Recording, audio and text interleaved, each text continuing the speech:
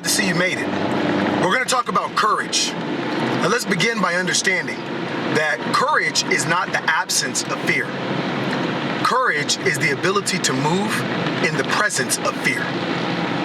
So in order to really understand courage, we need to understand fear. Now I'm going to give you a definition of fear that might change the way that you see things.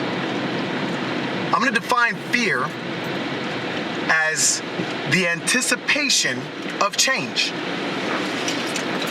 Real simple. Now, when we see fear as the anticipation of change, it's no longer a positive or a negative. It just is, and it's something we have to deal with. When we look at the primitive man that lived in the wild and had to deal with the beast, when the beast approached, the man had to deal with the anticipation of change. Change from being predator to prey, to being the hunter to being dinner.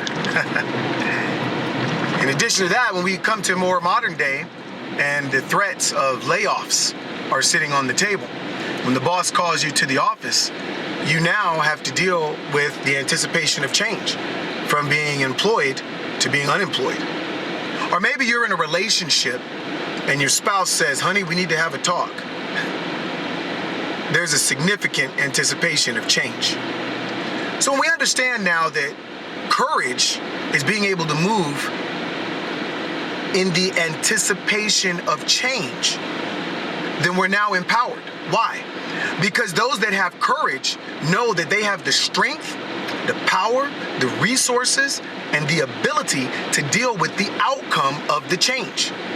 So when they move with what we call fear, or the anticipation of change, they're actually moving to embrace that anticipation so that they can enjoy the outcome of the change on the other side.